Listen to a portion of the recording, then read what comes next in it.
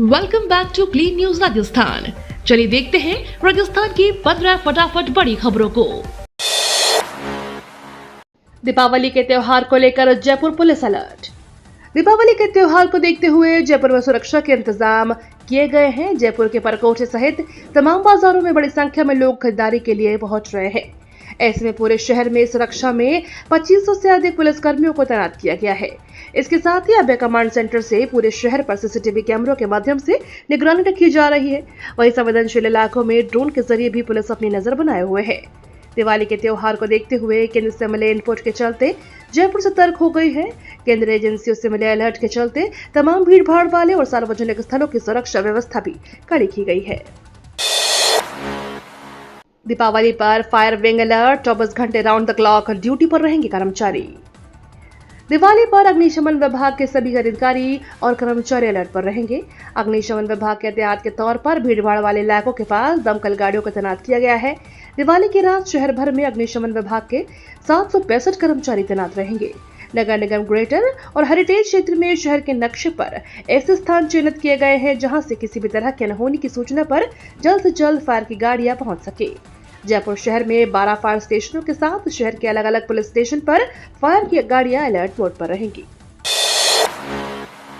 राजस्थान में हुए 20 लाख करोड़ से अधिक के एमओयू। राजस्थान के मुख्यमंत्री भजन लाल शर्मा ने कहा कि राइजिंग राजस्थान को लेकर अब तक 20 लाख करोड़ से अधिक के एमओयू पर हस्ताक्षर हो चुके हैं और आने वाले दिनों में यह आंकड़ा और अधिक होगा। साथ ही साथ भजन लाल शर्मा का कहना है कि उनकी प्राथमिकता एमओयू में आंकड़े बढ़ाने के साथ उसे धरातल पर उतारने से अधिक है। राजस्थान के सीएम भजन लाल शर्मा का कहना है कि इसके लिए उनकी सरकार लगभग 4 महीने से प्रयास कर रही है और इसके लिए मंत्री और अधिकारी लगातार काम कर रहे हैं।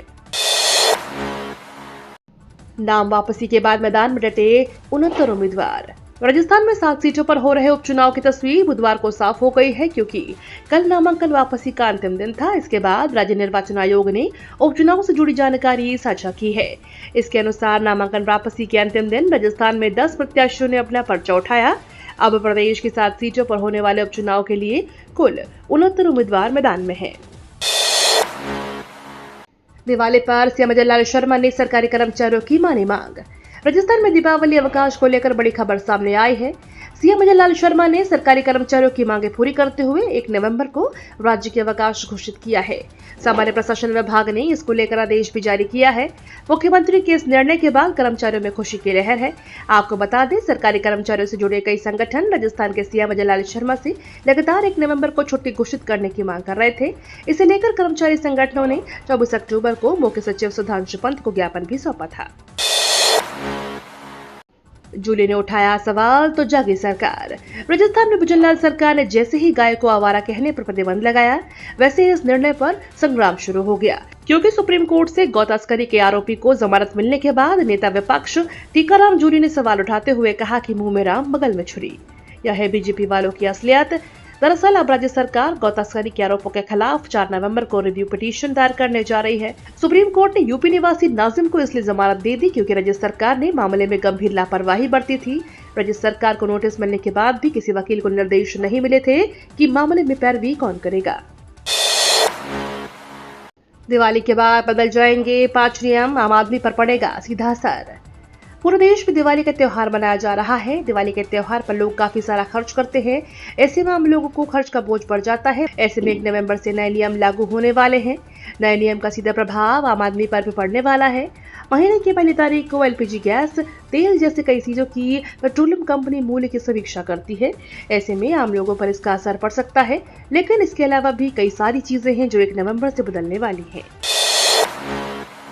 दिवाली छुट्टियों पर घर लौट रहे स्टूडेंट, निजी बस संचालकों ने की 35% किराए में बढ़ोतरी।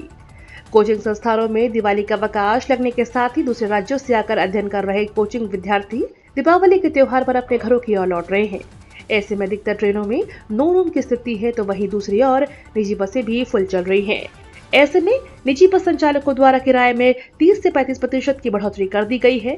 हालांकि इसके पीछे निजी बस मालिकों का कहना है कि इधर से वह यात्रियों को लेकर जाते हैं, उधर से वापस उनकी बस पूरी तरीके से खाली आती है, इसलिए उन्हें डीजल और टैक्स का पैसा लेना पड़ता है, वरना अपनी जेब से कब तक भरे।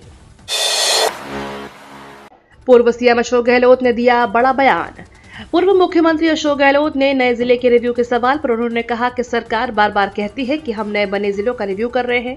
इससे कंफ्यूजन हो रहा है कि सरकार के कंफ्यूजन की वजह से अधिकारी भी कार्य नहीं कर पा रहे हैं। इसके साथ ही कई योजनाएं भी थी, उन योजनाओं को भी बंद कर दिया गया। गहलोत ने कहा कि हम भी मानते हैं कि नई सरकार आती है, उसकी कोई नीति होती है, लेकिन कम से कम फैसला तो समय पर लिया जाए ताकि जनता को राहत मिले। वर्तमान सरकार काम नहीं कर रही है, मार्केटिंग अधिक कर रही है, जबकि हम काम पर विश्वास करते थे। वहीं गौशालाओं को अनुदान देने का मेरे कार्यकाल में कानून बनाया गया था। पूरे मुल्क में हमने गौशालाओं के लिए जितना कार्य किया उतना किसी सरकार ने नहीं किया। यह गौ सेवाओं की बात करते हैं तो लेकिन असली गौ सेवा किसने की है इनको पता नहीं है। बैंक ऑफ बड़ौदा में नौकरी की चाहत रखने वालों के लिए अच्छी खबर।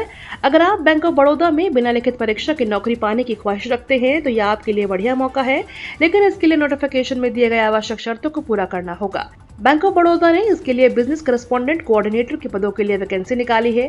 जिन उम्मीदवारों के पास इन पदों से संबंधित योग्यता है वे बैंक ऑफ इंडिया की आधिकारिक वेबसाइट पर जाकर आवेदन कर सकते हैं। बैंक ऑफ बड़ौदा की इस भर्ती के लिए आवेदन प्रक्रिया शुरू हो चुकी है और उम्मीदवार 17 नवंबर तक या उससे पहले अप्लाई कर सकते हैं। चुनाव हारते ही ईवीएम पर सवाल उठाती है कांग्रेस।